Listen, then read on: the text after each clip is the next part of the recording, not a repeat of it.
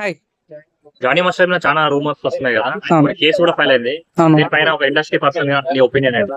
అన్న చాలా మంది ఇప్పుడు ఈ 1 డే 2 days నుంచి ఇవే నడుస్తుంది అన్న. జానీ మాస్టర్ అసలీలలో జానీ ఏంది ఈ పని అంటే జానీ మాస్టర్ మీద చాలా ఆరోపణలు వస్తాయి. మరి చాలా పెద్ద పెద్ద ఇండస్ట్రీ నుంచి చాలా పెద్ద పెద్ద వాళ్ళు మాట్లాడుతున్నారు, ట్వీట్ చేస్తున్నారు. ఇప్పుడు నిజంగా జానీ మాస్టర్ తప్పు చేశారని పోలీస్ వ్యవస్థ డిసైడ్ చేశారు, పోలీస్ వ్యవస్థ అండ్ కోర్టు వ్యవస్థ డిసైడ్ చేశాయి. సో నాకు అనిపిస్తున్నా ఈ విషయంలో జానీ మాస్టర్ తప్పు ఉంది, అది క్రికెట్ అనిపిస్తున్నా. ఒక విషయం తన జానీ మాస్టర్ ఎందుకు తప్పు అంటే జానీ మాస్టర్ తప్పు ఈ విషయం ఎప్పుడు తెలిసిందో వెంటనే జనసేన పార్టీ తనను జనసేన పార్టీ కార్యక్రమాల నుంచి దూరంగా ఉండాలని ఒక నోటీస్ పంపింది. At the same time Jani Master కూడా ఇంత పెద్ద ఇష్యూ అవుతుండే కూడా ఎక్కడ వచ్చి కూడా తను మాట్లాడలేదు, నేను తప్పు చేయలేదు అని ఎక్కడ మాట్లాడలేదు. నిజంగా దొంగతనం చేసినప్పుడు దొంగ భయపడతాను అన్నట్లుగా తను ఎందుకు భయపడతలేడు అని ఎందుకు తన మీడియా ముందు రావట్లేదు నాకు ఇంటెన్షన్ కలిగింది.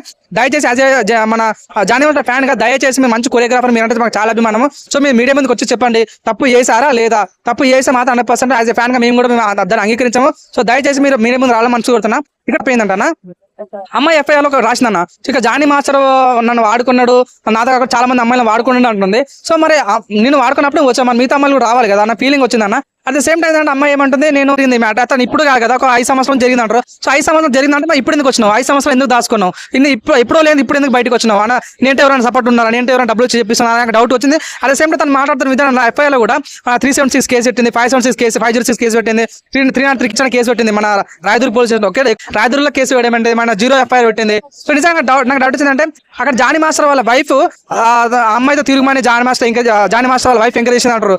ఏ భార్య కూడా తన భర్తను వేరే అమ్మాయితో తిరిగిమని ఏ భార్య చెప్పదన్న. సో నాకు అక్కడ కొద్దిగా డౌట్ వచ్చింది. సో జానీ మాస్టర్ మీద నాకు ఫుల్ నమ్మకం ఉంది, దయచేసి జానీ మాస్టర్ తప్పు చేయడం అనుకుంటున్నా. సో చూడన్నా ఇంకో నాకు బాగా డిసప్పాయింట్ అయిన విషయం ఏంటంటే ఓకే బ్రదర్, జానీ మాస్టర్ ఇలా చేశాడు అంటే ఇండస్ట్రీలో చాలా మంది నమ్మట్లేదు.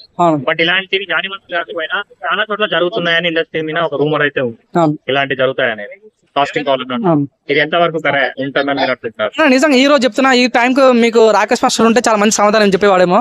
తనకు అప్పుడు ఇంటర్వ్యూ చెప్పాడు, నేను ఒకసారి షూటింగ్ వెళ్తుంటే కాస్టింగ్ కోచ్ అన్న చాలా పెద్ద విషయం ఉన్నాను కదా. ఎందుకంటే అమ్మాయిలు ఊరిని వదిలి పట్టణానికి వస్తారన్న, అసలు ఏదో కావాలి, ఏదో నీకు ఆశ చూపించి నీకు ఏదో హీరోయిన్ ఛాన్స్ ఇస్తామని చెప్పి వాళ్ళ అవసరాలు కోరుకుంటున్నారు ఎంతమంది ఉన్నారన్న. సో ఈ రకంగా గవర్నమెంట్ ఒక వాళ్ళపైన చర్య తీసుకోవాలి, కాస్టింగ్ కోచ్ అంతరించేలా మన ఫిలిం ఇండస్ట్రీ పెద్దలు కూడా దీనిపైన యాక్షన్ తీసుకోవాలని కోరుకుంటున్నా. సో తప్పు ఎవరేసినా జానీ మాస్టర్ చేసినా ఎవరేసినా కూడా ఎంతైనా శిక్ష అయ్యేలా మనస్ఫూర్తి కోరుకుంటాం. కాదు ఒక తప్పు చేస్తుంటే మాత్రం 100% ట్వీట్ చేయడం చాలా మంచిది. సో నిజంగా ఎంతవరకు న్యాయం లేదనేది ముందు తెలుసు కాబట్టి, సో నిజంగా వాళ్ళ సొంత లాభం కోసం చేశారా లేదా అనేది తెలియదు కాబట్టి చూద్దాం, ముందు చూద్దాం. అంటే ఇలాంటివి బయటకు వచ్చినప్పుడు ఇండస్ట్రీ ఎవరి సైడ్ నిలుచుంటారని మీరు అనుకుంటున్నారు?